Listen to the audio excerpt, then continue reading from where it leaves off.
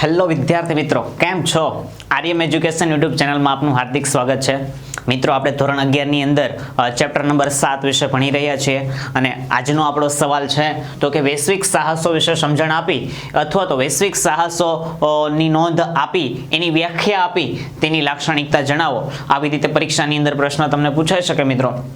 તો સમજવાની કોશિશ કરીએ તો કે કોઈ પણ ધંધાકીય એકમ પોતાના ધંધાકીય પ્રવૃત્તિને રાષ્ટ્રીય સીમાઓની બહાર લઈ જાય એને સામાન્ય રીતે વૈશ્વિક સાહસ કહેવાય, અથવા તો એ પોતાના રાષ્ટ્રીય સીમાઓની બહાર ફેલાવે. પોતાનો જે ધંધાકીય એકમ છે એ જ્યાં સ્થપાયેલું છે ત્યાં તો એ પોતાની વેપારકીય પ્રવૃત્તિઓ કરે જ છે, પરંતુ આ ઉપરાંત પણ તે પોતાના ધંધાને પોતાની જે રાષ્ટ્રીય સીમાઓ છે એટલે કે પોતાના દેશ કરતા અન્ય દેશમાં પણ શું કરે છે તો કે વિસ્તરણ પમાવડાવે છે અથવા તો એ મોટા પાયે વેપાર ધંધો કરે છે. તો આવી રીતે પોતાના દેશમાંથી અન્ય દેશની અંદર પણ વેપાર ધંધા અર્થે પોતાના ધંધાકીય એકમને લઈ જાય છે અથવા તો પોતાના ધંધાકીય એકમને ફેલાવે છે. તો એને શું કહેવામાં આવે છે તો કે વૈશ્વિક સાહસો અથવા ધંધાના સાહસો, ધંધાકીય સાહસ તરીકે તેને ઓળખવામાં આવે છે. અને તેના મુખ્યત્વે બે પ્રકાર પડે છે તો કે સ્થાનિક સાહસો અને વૈશ્વિક સાહસો. એની અંદર વૈશ્વિક સાહસોની અંદર એના મુખ્ય બીજા 3 પેટા પ્રકાર છે: આંતરરાષ્ટ્રીય સાહસ, ત્યારબાદ બહુરાષ્ટ્રીય સાહસ અને ટ્રાન્સનેશનલ સાહસ. તો સમજવાની કોશિશ કરીએ મિત્રો. તો એની અંદર પહેલું છે તો કે સ્થાનિક સાહસો, કે જે ધંધાકીય પ્રવૃત્તિ રાજકીય સીમાઓ પૂરતી મર્યાદિત રાખે. એટલે કે મેં તમને શરૂઆતમાં અહીંયા વ્યાખ્યામાં કીધું કે જે કોઈ પણ ધંધાકીય એકમ એ કોઈ પણ એક જ ક્ષેત્ર અથવા તો કોઈ પણ એક જ દેશ અથવા તો કોઈ પણ એક જ રાજ્ય પૂરતું સીમિત રાખે ને, એટલે કે રાજકીય સીમાઓ પૂરતી, એક જ રાજકીય સીમાઓ પૂરતી પોતાની ધંધાકીય એકમને મર્યાદિત રાખે ને, તો એને શું કહેવામાં આવે? સ્થાનિક સાહસો. જે શું કરે છે તો કે શરૂઆતની અંદર ચોક્કસ પ્રદેશો વિશે અથવા તો એ પ્રદેશો વિશેનો સંપૂર્ણ અભ્યાસ મેળવે છે અને ત્યારબાદ તે અભ્યાસ મેળવેલી બાબતો ઉપર વિચારણા કરીને તે સ્થળ ઉપર પોતાનું ધંધાકીય એકમ સ્થાપે છે. ફોર એક્ઝામ્પલ હું તમને કહું કે ધારો કે કોઈ પણ એક નાનું એવું ધંધાકીય એકમ છે, એ કોઈ પણ એક જ સિટી પૂરતું મર્યાદિત છે અથવા તો કોઈ પણ એક જ રાજ્ય પૂરતું મર્યાદિત છે અથવા તો કોઈ પણ એક જ દેશ પૂરતું મર્યાદિત છે, તો એની ત્યાંની જે તે સરકાર પણ એ ધંધાકીય એકમો ઉપર કંઈક ને કંઈક રીતે અસર કરતા ઉદ્ભવે છે. એટલે કીધું છે કે રાજકીય સીમાઓ, એટલે જે જગ્યાએ એ સ્ટેબલ હોય અથવા તો જે જગ્યાએ એ સ્થપાયેલ છે ધંધાકીય એકમ, એ ધંધાકીય એકમ ઉપર જે તે ત્યાં રાજ્યની અથવા તો કેન્દ્રની કોઈ પણ એક જ રાજકીય સરકાર હોય ને એ એમાં હસ્તક્ષેપ કરતી જોવા મળે. એટલે કીધું છે કે રાજકીય સીમાઓ કોઈ પણ એક જગ્યા પૂરતું મર્યાદિત અથવા તો સીમિત રાખે તેને સ્થાનિક સાહસ તરીકે ઓળખવામાં આવે છે મિત્રો. તો બીજા મુદ્દા ઉપર આગળ વધીએ તો કે વૈશ્વિક સાહસો. વૈશ્વિક સાહસોની અંદર પહેલું છે તો કે આંતરરાષ્ટ્રીય સાહસો. આપણે પહેલું મિત્રો અહીં ભણી ગયા સ્થાનિક સાહસોની અંદર રાષ્ટ્રીય, બરાબર. તો એનાથી એકદમ અલ્ટરનેટ આંતરરાષ્ટ્રીય સ્તર, એટલે કે જે ધંધાકીય પ્રવૃત્તિ પોતાની જે સીમાઓ છે એ આંતરરાષ્ટ્રીય સ્તર સુધી વિસ્તરણ પમાવડાવે છે અથવા તો વિસ્તરણ પામે છે, તો આવા ધંધાકીય એકમને શું કહેવામાં આવે છે તો કે આંતરરાષ્ટ્રીય સાહસ.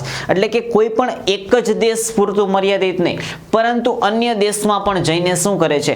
ધંધાકીય એકમ ચલાવે છે. તો આવા ધંધાકીય એકમને શું કહેવામાં આવે છે તો કે આંતરરાષ્ટ્રીય સ્તરે ફેલાયેલું સાહસ ગણવામાં આવે છે.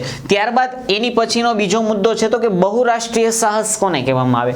જે કોઈ પણ સ્થાનિક બજાર છે એ ધંધાકીય એકમ છે, સ્થાનિક બજારનો અભ્યાસ કરી અને અનુભવ મેળવી અને પોતાના ધંધાને વિદેશી બજાર સુધી ફેલાવે છે અથવા તો વિદેશી બજાર સુધી લઈ જાય છે અને વિદેશના બજારમાં પોતાની સ્થાનિક શાખાની જે વ્યૂહરચનાઓ છે એ વ્યૂહરચનાઓનો ઉપયોગ કરીને ત્યાં પણ પોતાનો વેપાર ધંધો આચરે છે અથવા તો વેપાર ધંધો ફેલાવે છે અથવા તો વેપાર ધંધો કરે છે.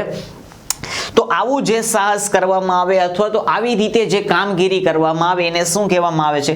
બહુરાષ્ટ્રીય સ્તરે સાહસ ગણવામાં આવે છે. એટલે કે એક કરતા વધારે જગ્યાએ શું કરવામાં આવે છે? ધંધાકીય એકમને ફેલાવી પ્રસરાવીને ધંધાકીય એકમ દ્વારા ત્યાંથી શું કરવામાં આવે છે? તો કે નફો મેળવવામાં આવે છે. ત્યારબાદ ત્રીજું છે તો કે ટ્રાન્સનેશનલ સાહસ. આની અંદર શું હોય છે મિત્રો કે સમગ્ર વિશ્વમાં કોઈ પણ એક ધંધાકીય એકમ હોય એ સમગ્ર વિશ્વમાં પોતાનું ધંધાકીય એકમ સ્થાપે છે, તેનું ત્યાં વિસ્તરણ કરે છે અને વેચાણ કરે છે અને અન્ય ધંધાકીય પ્રવૃત્તિ કરતા પણ જોવા મળે છે. તો આવી રીતે જે કામગીરી થાય ને એને ટ્રાન્સનેશનલ સાહસ કહેવાય. તો હવે તમને પ્રશ્ન ઉદ્ભવે મિત્રો તો કે આપણે આગળ ભણી ગયા એ બધું શું હતું? તો એની અંદર એક સ્પેસિફાઈડ વર્ડ એ હતો મિત્રો તો કે સ્થાનિક સાહસો હતા ને એની અંદર માત્ર ને માત્ર રાજકીય સીમાઓ પૂરતી મર્યાદિત હતું. ત્યારબાદ આંતરરાષ્ટ્રીય સ્તરે હતું ને એમાં કોઈ પણ એક જગ્યાએ જ ઉત્પાદન થતું હતું અને અન્ય જગ્યાએ વેચવામાં આવતું હતું.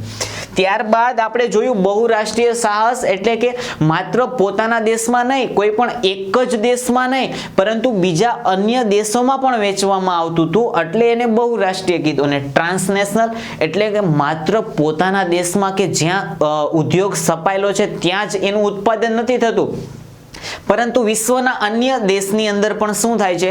એ કંપનીની સ્થાપના થાય છે, ત્યાં ઉત્પાદન થાય છે માલ, ત્યાં એનું વેચાણ થાય છે અને આવી રીતે જે ધંધાકીય પ્રવૃત્તિ થાય છે તેને શું કહેવામાં આવે છે? તો કે ટ્રાન્સનેશનલ સાહસ તરીકે ઓળખવામાં આવે છે. અને આ શું છે? તો કે એક સંકલિત સાહસો છે એટલે કે બધા સંયુક્ત રીતે જોડાય છે અને જે સમગ્ર વિશ્વને બધા અથવા તો સમગ્ર વિશ્વમાં રહેલી દરેક સાધન સંપત્તિ એટલે કે બધી ટેકનોલોજીઓનો સંપૂર્ણ ઉપયોગ કરતા જોવા મળે છે અને આખા વિશ્વમાંથી આવી ધંધાકીય એકમો અથવા તો આવા ધંધાકીય પેઢીઓ જે છે એ નફો કરતી જોવા મળે છે. તો આગળ વધીએ તેની લાક્ષણિકતાઓ તરફ. તો પહેલી લાક્ષણિકતા મિત્રો જોવા મળે તો કે એક કરતા વધુ દેશમાં ધંધો.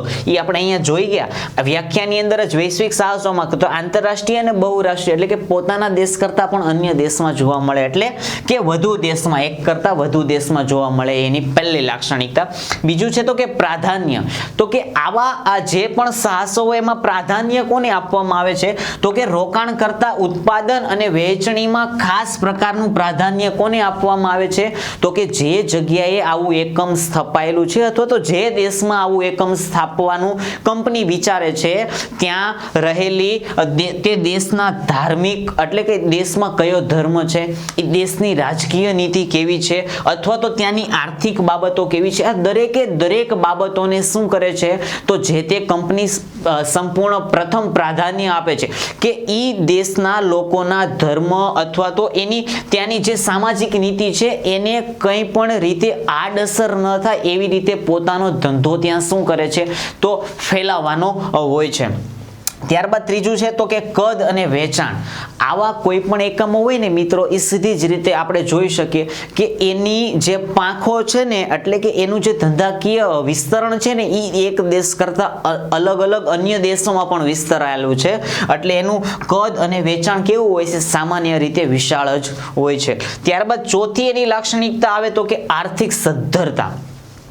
કોઈ પણ ધંધાકીય એકમ હોય ને એક કરતા અલગ અલગ ક્ષેત્રમાં વિસ્તરાયેલો હોય અથવા તો અલગ અલગ રાજ્ય અલગ અલગ દેશમાં પોતાનું ધંધાકીય એકમ ચાલતું હોય ને તો આવું કોઈ પણ ધંધાકીય એકમ આર્થિક રીતે કેવું હોય? તો કે સદ્ધર જ હોય છે.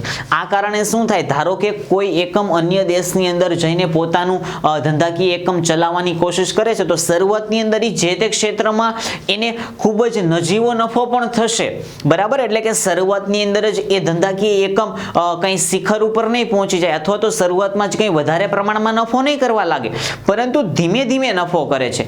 તો આવા સમયે પણ એ ઓછો નફો કરશે ને તો પણ આ કંપની ત્યાં ટકી રહેશે. કેમ? તો કે એની પાસે સૌથી અગત્યનું મજબૂત પીઠબળ કયું છે? તો કે નાણાકીય પીઠબળ જોવા મળે છે. એટલે ધારો કે શરૂઆતમાં નફો નહીં કરે અથવા તો નુકસાન કરશે ને તો પણ ત્યાં શું થશે? એ કાર્યરત રહેશે અને ઓછા નફાથી પણ એ પોતાની પેઢી અથવા તો પોતાનું ધંધાકીય એકમ અથવા તો ધંધાકીય સાહસ ત્યાં સ્થાપેલું રાખશે અને તેને ચલાવશે અને સમય જતા જતા એમાં શું થશે? ઉત્તરોત્તર નફાકીય બાબતમાં વધારો થતો જોવા મળે છે. ત્યારબાદ પાંચમી લાક્ષણિકતા છે તો કે રાજકીય વર્ચસ્વ. આવા કોઈ પણ ધંધાકીય એકમ કે આવા કોઈ પણ સાહસો હોય ને એ શું હોય કે જે જગ્યાએ અથવા જે પ્રદેશમાં સ્થાપવાનું વિચારતા હોય ને તો આવા ધંધાકીય સાહસના જે સંચાલકો હોય ને એ ખૂબ જ મોટા લોકો હોય. એટલે કે ત્યાંની સરકાર સાથે પણ શું કરે છે કે પોતાને નફો થાય, પોતાને ફાયદો થાય એવી રીતે ત્યાંની સરકારને કન્વિન્સ કરીને પોતાના સાહસને અથવા તો પોતાના ધંધાકીય એકમને કઈ રીતે સરળતાથી ફાયદો અપાવી શકાય તેવી પ્રવૃત્તિઓ પણ ઘડતા જોવા મળતા હોય છે. આ પણ શું છે તેની એક લાક્ષણિકતા છે, એટલે કે રાજકીય વર્ચસ્વ ધરાવતા હોય છે. ત્યારબાદ છઠ્ઠો મુદ્દો અથવા તો છઠ્ઠી લાક્ષણિકતા છે તો કે વફાદારી. આવી કંપનીઓ અથવા તો આવા સાહસો છે ને એ સંપૂર્ણ રીતે કોઈ પણ દેશને વફાદાર હોતા નથી. કહી શકાય કે ઘણી વખત વફાદાર રહે છે અને ઘણી વખત નથી પણ રહેતા. આ સંસ્થાઓ અથવા તો આવા સાહસો જે દેશમાંથી સ્થપાયેલા હોય અથવા તો જે દેશમાંથી એનો ઉદ્ભવ થયો હોય ને એ દેશ પ્રત્યે એ વફાદાર રહે, પરંતુ જે દેશમાં એ ધંધાકીય પ્રવૃત્તિ કરી રહ્યા છે, વેચાણ કરી રહ્યા છે, ઉત્પાદન કરી રહ્યા છે, ત્યાં પણ એ વફાદાર રહેશે કે કેમ એ કેવું હોય છે તો કે ઘણું મુશ્કેલ હોય છે, અથવા તો ત્યાં રહેનાર એ વફાદારી રાખશે કે કેમ તે બાબતે ચોક્કસપણે કહી શકાતું નથી. આ પણ શું છે તેની એક લાક્ષણિકતા છે. સાતમી લાક્ષણિકતા તરફ આગળ વધીએ તો કે આર્થિક રીતે સદ્ધર દેશમાં ઉદ્ભવ. કોઈ પણ ધંધાકીય એકમ હોય ને એ સંપૂર્ણ કયો દેશ સૌથી પહેલા પસંદ કરે તો કે જ્યાં આર્થિક રીતે ત્યાંના લોકો અથવા તો એ દેશ કેવો હોય સદ્ધર, તો જ ત્યાં મૂડી રોકાણ કરનાર આવા જાહેર સાહસો અથવા તો વૈશ્વિક સાહસો શું કરશે, પ્રમાણમાં વધારે નફો કરશે. હવે જે કોઈ પણ દેશ અથવા તો જ્યાં આવું સાહસ સ્થાપવાનું છે એ આર્થિક રીતે સદ્ધર નથી, આર્થિક રીતે નબળું છે, તો પોતાનું ત્યાં જે સાહસ સ્થાપવાના છે અથવા તો ધંધાકીય એકમ ચલાવવાના છે એમાં એ જોઈએ એ પ્રમાણે નફો કરશે તો કે નહીં કરે. એટલે સીધી રીતે જે દેશ અથવા તો જે સ્થળ આર્થિક રીતે સદ્ધર હોય ને તે દેશમાં જ આવો, એટલે કે આ વૈશ્વિક સાહસોની અંદર ના વિવિધ જે સાહસો છે તેનો ઉદ્ભવ થતો જોવા મળે છે. આ પણ શું છે તેની એક લાક્ષણિકતા. ત્યારબાદ આઠમી લાક્ષણિકતા તો કે સંશોધન અને વિકાસ માટે કેવો કરે છે, એ પ્રમાણમાં વધારે ખર્ચ કરે છે. કે કોઈ પણ ધંધાકીય એકમ જે આંતરરાષ્ટ્રીય સ્તરે છે, વૈશ્વિક સ્તરે છે, એ પોતે વધુ સારી રીતે કે અન્ય કંપનીઓની સાપેક્ષમાં હરીફાઈની અંદર ઉતરે છે તો એ વધુ સારી રીતે કઈ રીતે કામગીરી કરી શકે અથવા તો એવા કયા નીતિ નિયમો અથવા તો કઈ ટેકનોલોજી પોતાના ધંધાકીય સાહસમાં વાપરે કે સરળતાથી અન્ય કંપનીઓ કે અન્ય સાહસો કરતા પોતે વધારે પ્રમાણની અંદર નફો કમાઈ શકે અને પોતાના જે ગ્રાહકો છે પોતાની જે ચીજ વસ્તુઓ છે, પોતાનો જે માલ સામાન છે વધુ સારી રીતે પોતાના કર્મચારીઓ ઉત્પાદન કરી શકે વધુ સારી રીતે. તો એના માટે કેવી ટેકનોલોજીઓ વાપરવી એના માટે એ શું કરે છે તો કે જોઈએ તેટલો પ્રમાણ કરતા પણ શું કરે છે, વધારે પ્રમાણમાં ખર્ચ કરતા જોવા મળે છે. અને આ પણ શું છે તેની એક લાક્ષણિકતા. ત્યારબાદ નવમો મુદ્દો અથવા તો નવમી લાક્ષણિકતા છે એની તો એ ગણી શકાય તો કે જીવનશૈલીમાં ફેરફાર. હવે જે તે દેશ પ્રદેશની અંદર આવા સાહસો જ્યાં ચાલતા હોય અથવા તો જ્યાં પ્રસ્થાપિત થતા હોય ને ત્યાંના લોકોને શું મળે છે તો કે સરળતાથી રોજગારી પણ પ્રાપ્ત થાય છે. અને આના કારણે શું થાય છે કે એ રોજગારી મેળવીને ત્યાંના લોકો અથવા તો ત્યાંની જે જનતા છે અથવા તો ત્યાંનું જે જાહેર પબ્લિક છે એને પણ શું મળે છે, રોજગારી મળે છે. અને રોજગારી મળવાને કારણે શું થાય છે, આવા લોકોની જીવનશૈલીમાં પણ ફેરફાર થતો જોવા મળે છે અને એમાંથી નાણાકીય પ્રવૃત્તિ કરે છે અને નાણાં મેળવે છે, બરાબર. અને આના કારણે તેની જીવનશૈલીમાં શું થાય છે તો કે ઉત્તરોત્તર વધારો થતો જોવા મળે છે. તો મિત્રો આ થયો આપણો આજનો સવાલ તો કે વૈશ્વિક સાહસો અને તેના વિશેની લાક્ષણિકતાઓ. તો પરીક્ષામાં પૂછાય તો આવી રીતે તમે સ્પષ્ટ સમજેલો હોય તો સરળતાથી લખી શકો અને મેળવેલ ગુણ તમે પ્રાપ્ત કરી શકો છો. મિત્રો તો આ આજનો આપણે સવાલ અહીંયા પૂર્ણ કરીએ છીએ અને મળીએ મિત્રો હવે નવા વિડીયોની અંદર નવા લેક્ચરમાં નવા ટોપિક સાથે. ત્યાં સુધી જોડાયેલા રહો, જોતા રહો અને સંકળાયેલા રહો આપણી YouTube ચેનલ આર્યમ એજ્યુકેશન.